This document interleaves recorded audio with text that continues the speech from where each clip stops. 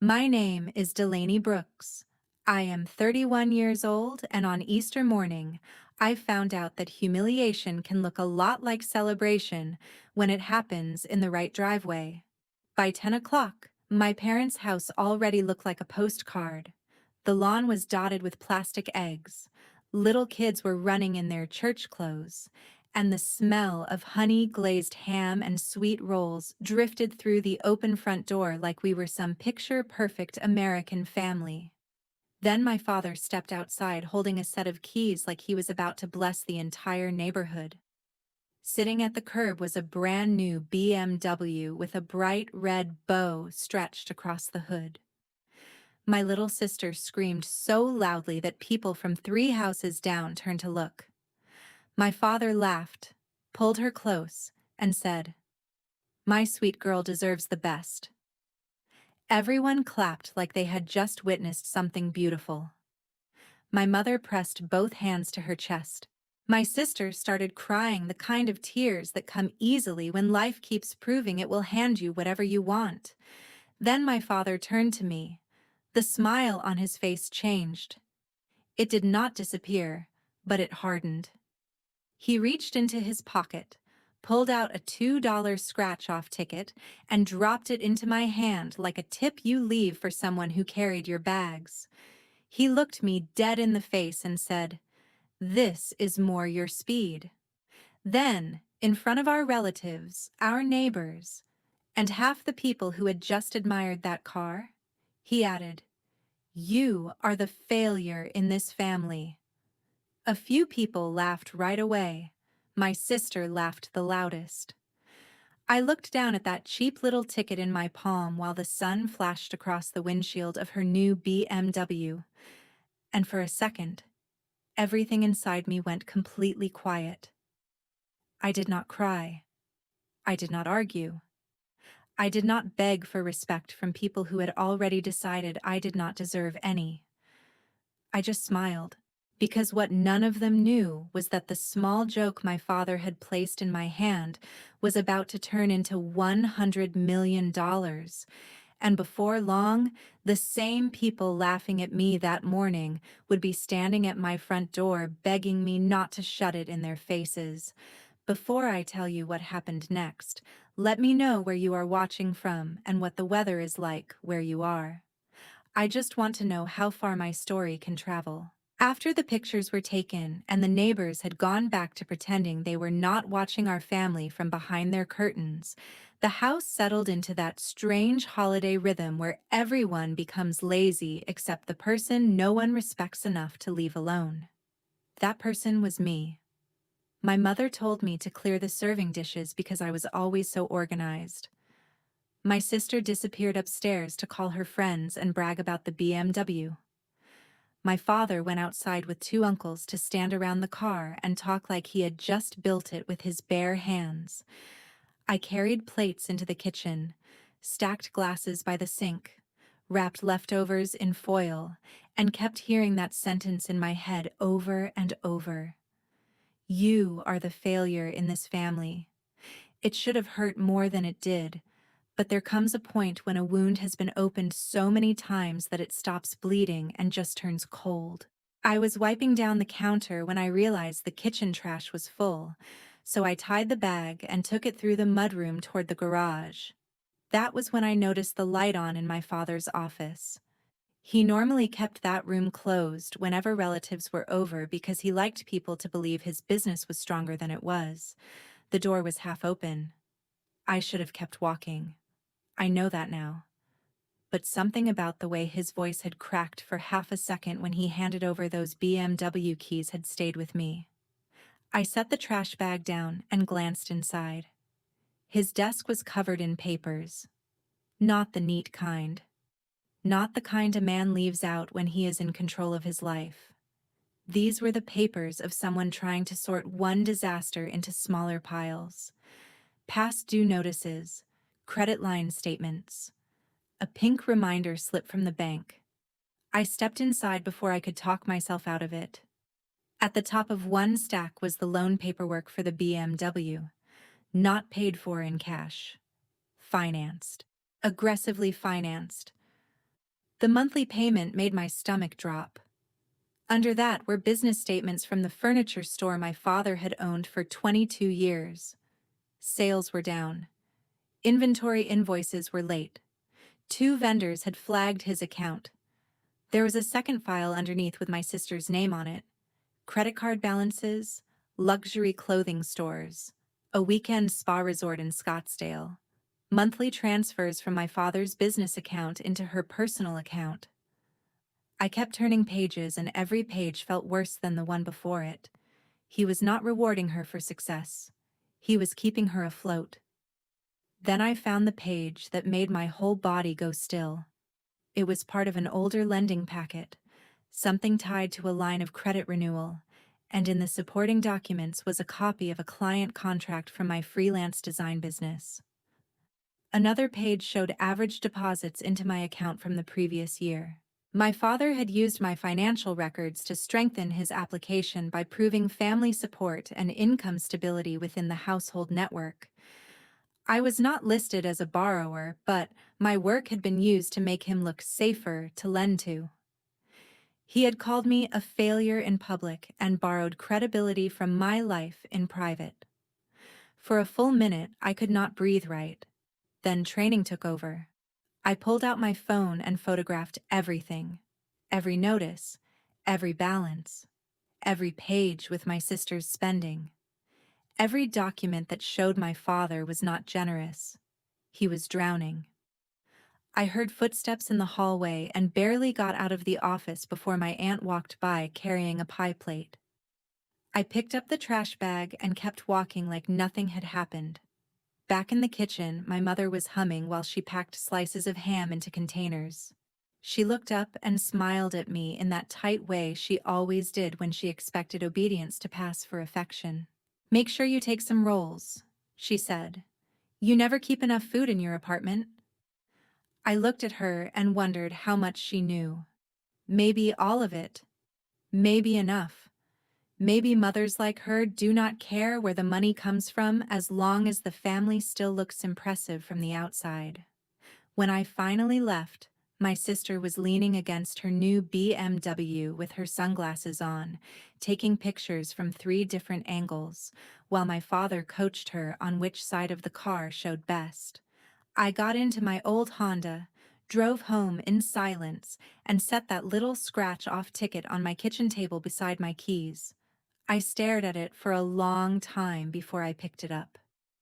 Something told me the joke they had handed me was not the most important thing I had taken from that house that day, but I was about to find out that it was the beginning of something much bigger than even I could imagine. I did not scratch the ticket right away. I made tea first. I changed out of the dress my mother had once called practical, in the tone other women use for the word hopeless. I fed my cat. I answered one client email about a book cover revision. I did all the small ordinary things people do when they want to delay the moment their feelings catch up to them. By the time I sat back down at the kitchen table, the apartment was quiet enough that I could hear the refrigerator humming.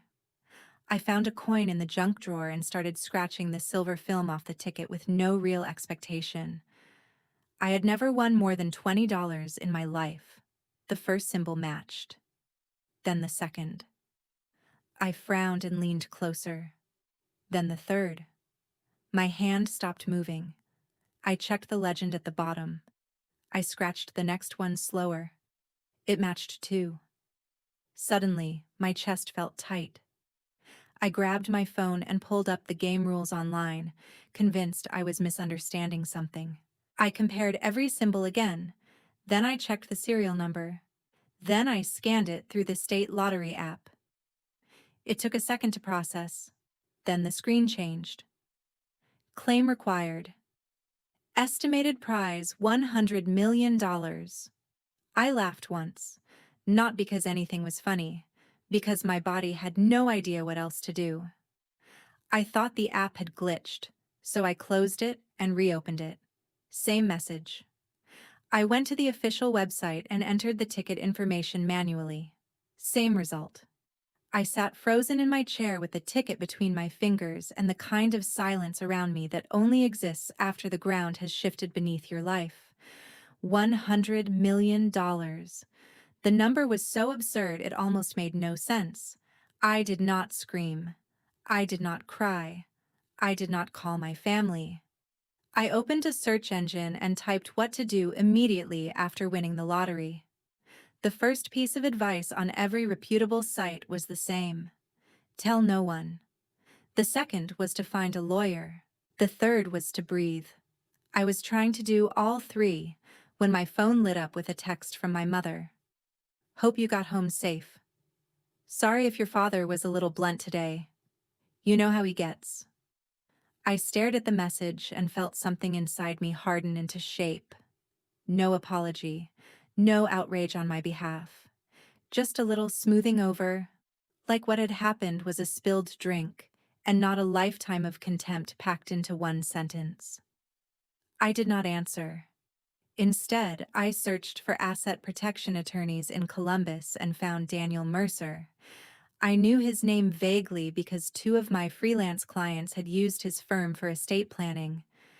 I called the emergency contact line on his website because apparently $100 million qualifies as an emotional emergency. To my surprise, he called back within 20 minutes.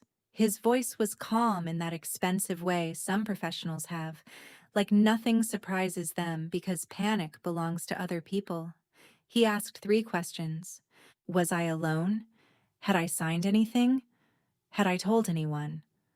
When I said no, he told me I had already done the smartest thing possible.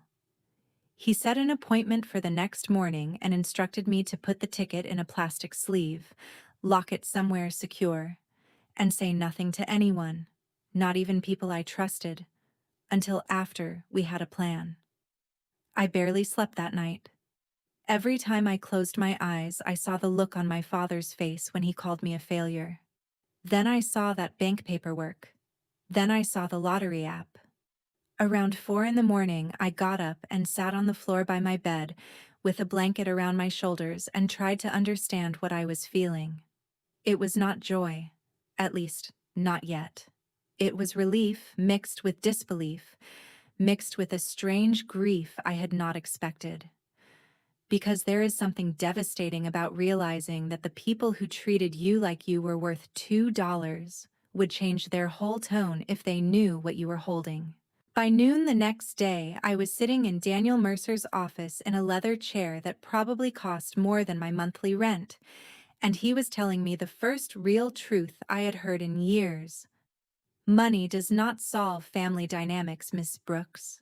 It reveals them. He helped me understand the practical steps.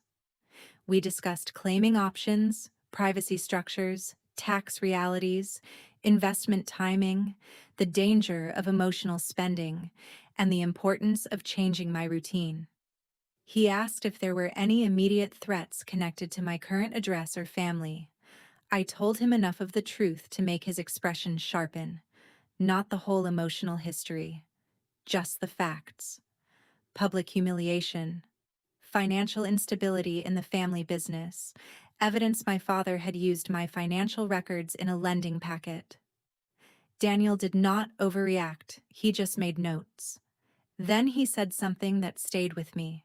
If your family is in trouble, their trouble is still not your legal or moral obligation unless you choose it to be. Choice.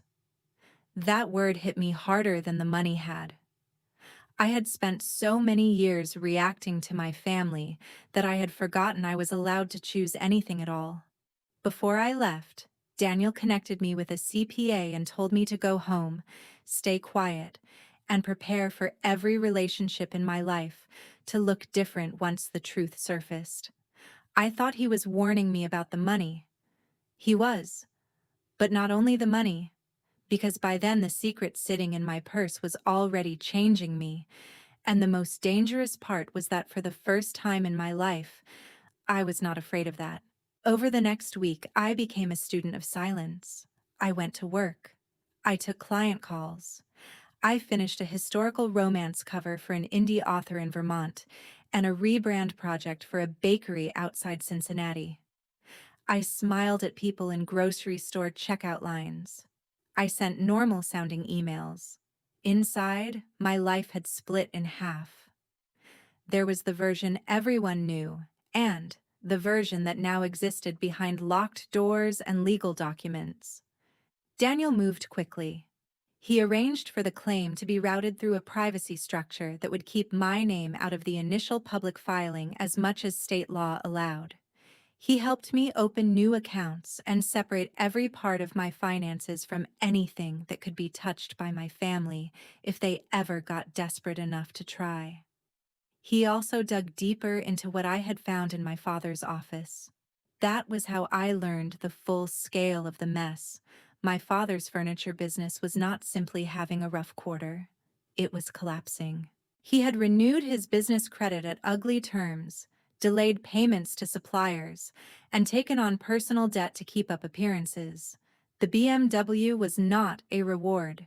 It was another act in the family theater, financed with money he did not have so he could keep telling the world that one daughter was thriving and the other was not. My mother had signed off on more of it than I expected. She had been making small but regular transfers to cover household gaps while still donating publicly at church and hosting events she could not afford. My sister Cassidy knew enough to know things were bad.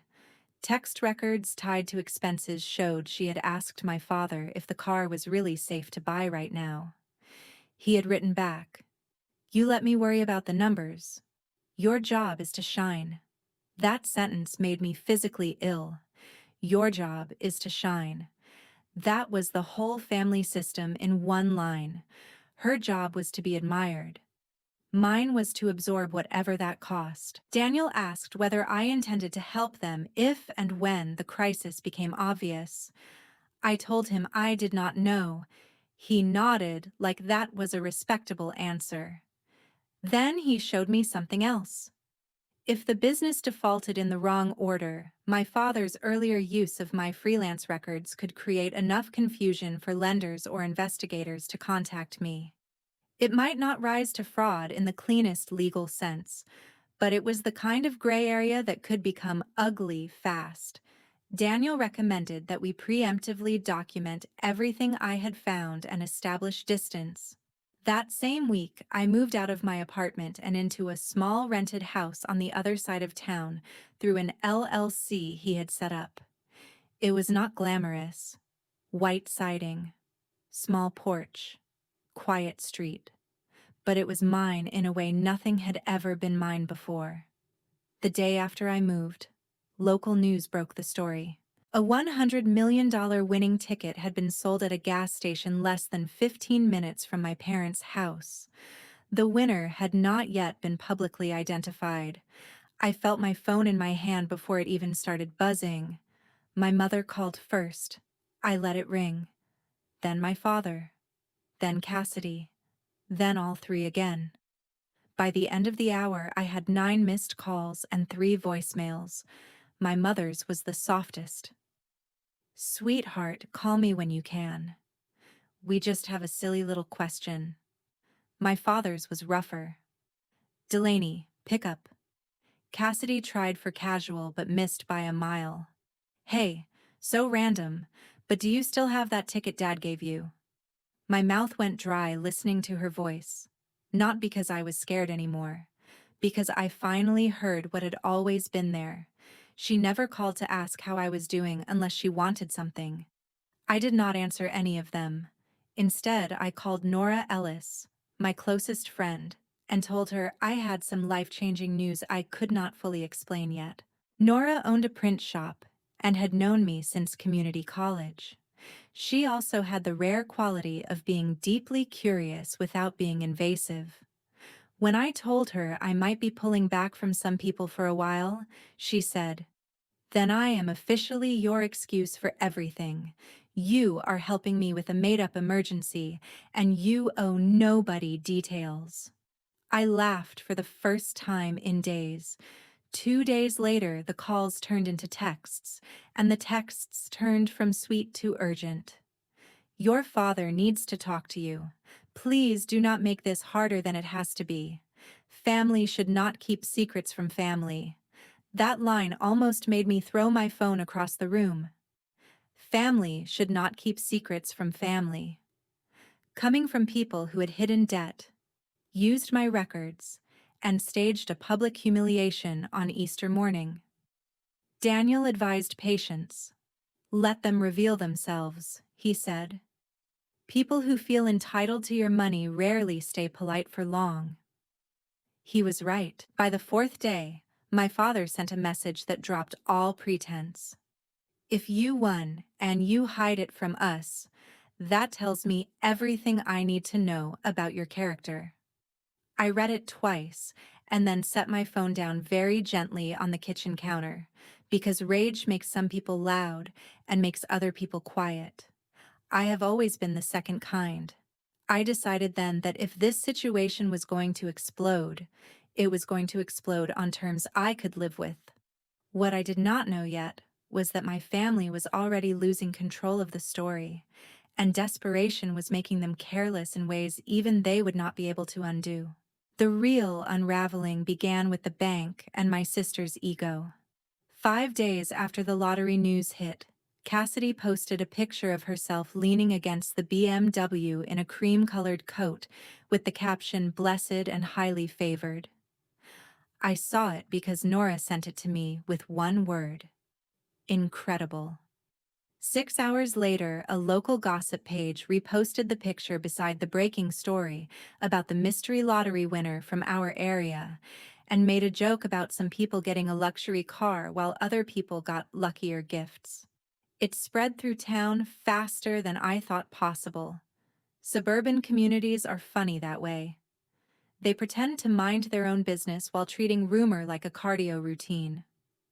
My mother must have panicked because she texted me a minute after midnight. People are talking. Call me first thing tomorrow. It was not concern. It was damage control. The next morning, Daniel called before I had even poured coffee. He had heard from a contact at the credit union that my father had gone in person to ask about extensions and temporary holds. That meant the pressure was no longer theoretical. The business was in active distress. We met that afternoon and reviewed options.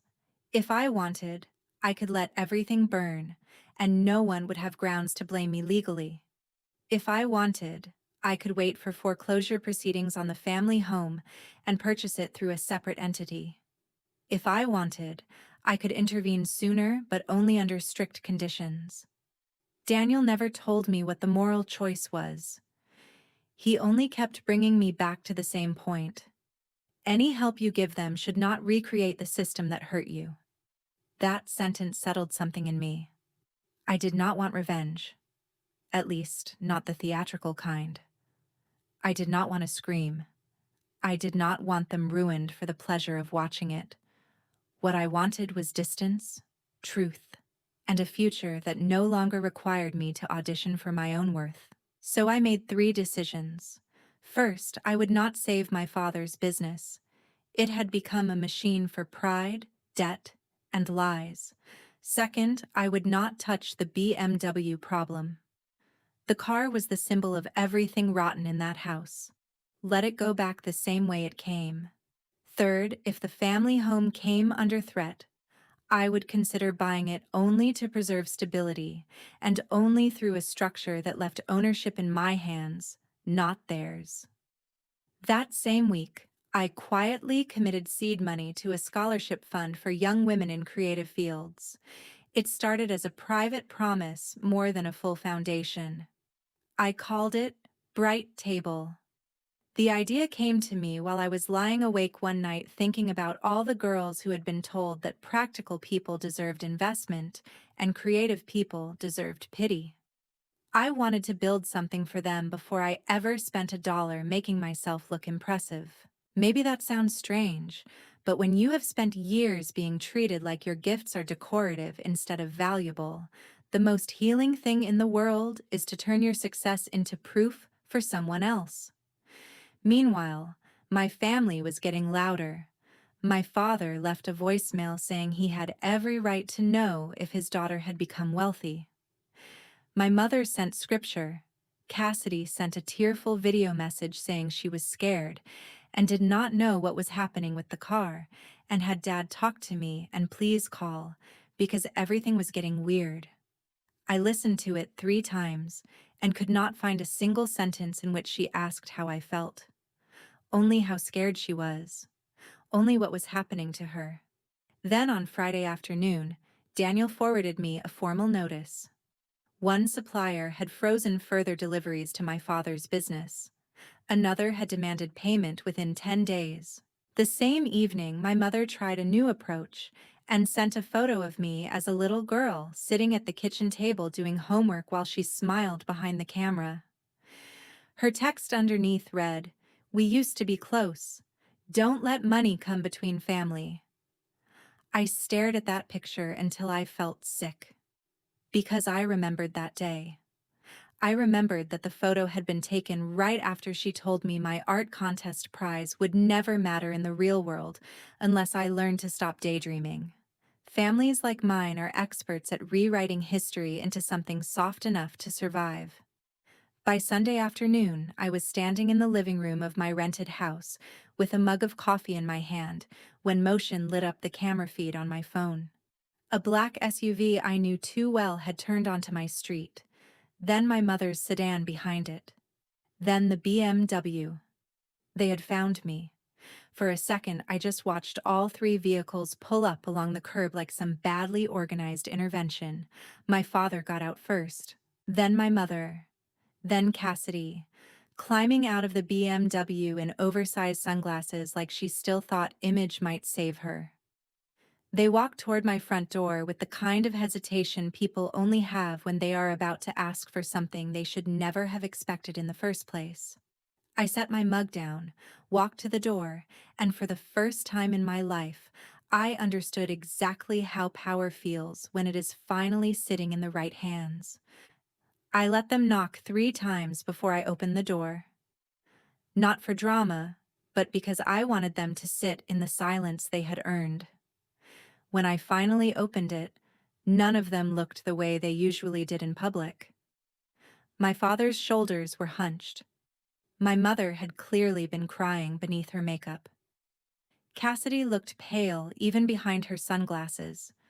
For a moment, nobody spoke. Then my mother forced a smile. "Delaney, sweetheart, you moved." I leaned against the door frame and said, "You noticed?" My father cleared his throat and asked if they could come in. It was not really a question. It was the reflex of a man who had spent his whole life assuming doors would open for him. I stepped aside just enough to let them enter, but I stayed standing while they sat down. That alone changed everything. My father got straight to it. "We need to talk about some things that have gotten out of hand." My mother added that everyone was under stress and this was not how they wanted the conversation to happen. Cassidy looked down and said, "We have been trying to reach you." I folded my arms. "I know." My father's jaw tightened. "So it is true. You won." I looked him in the eye and said, "Yes." Nobody breathed for a second. Then my mother pressed a hand to her chest and said, "Oh, honey, we are so happy for you." That was the first lie. My father leaned forward. "The business is in a temporary rough spot. The bank is overreacting. People are making assumptions. What we need right now is family unity and a little help bridging the gap." There it was. Not congratulations. Not remorse. A pitch. I asked the only question that mattered. "Did you come here because you are sorry for how you treated me on Easter, or because you need money?" My mother's eyes filled. "Delaney, do not be cruel." Cruel. That almost made me laugh. Cassidy spoke next, her voice small. "Dad says the business can recover if the supplier accounts get current. And the car situation is temporary too." I looked at her. "The BMW." "Say it." Her face changed. I said, "The BMW is temporary." "That is what you mean." She said nothing. My father cut in. The car has nothing to do with this. It has everything to do with this, I said. You stood in your driveway and called me a failure while handing her a financed fantasy you could not afford. My mother started crying again, but I had lived too long inside her storms to be moved by them.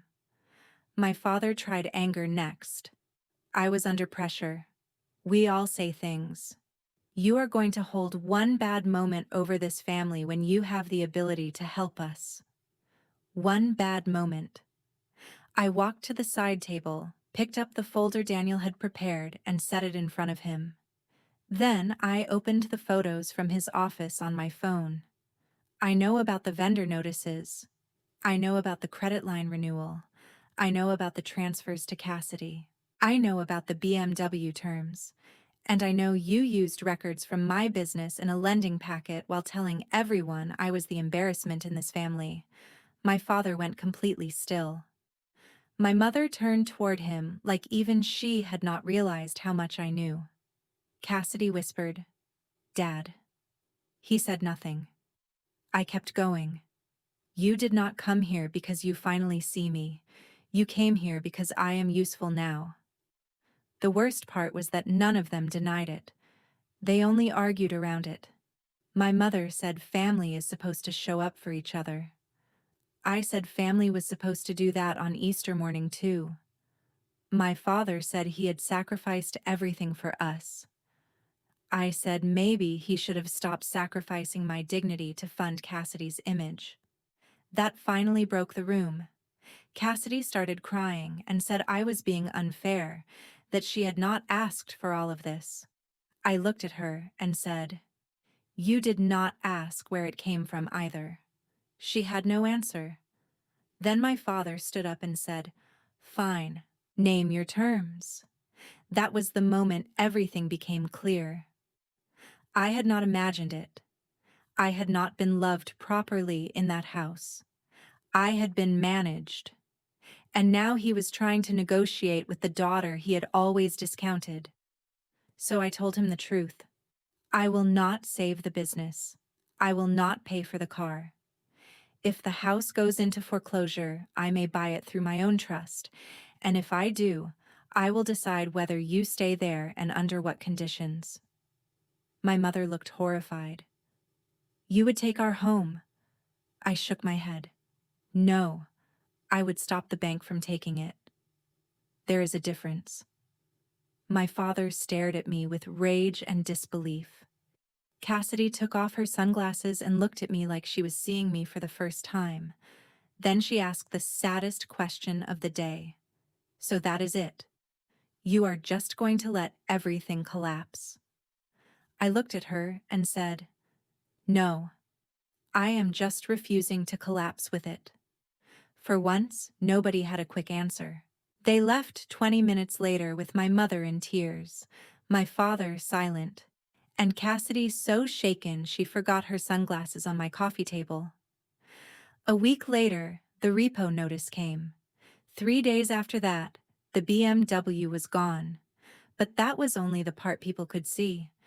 The deeper consequences were still coming, and by then, none of us could pretend this story was still about a lottery ticket.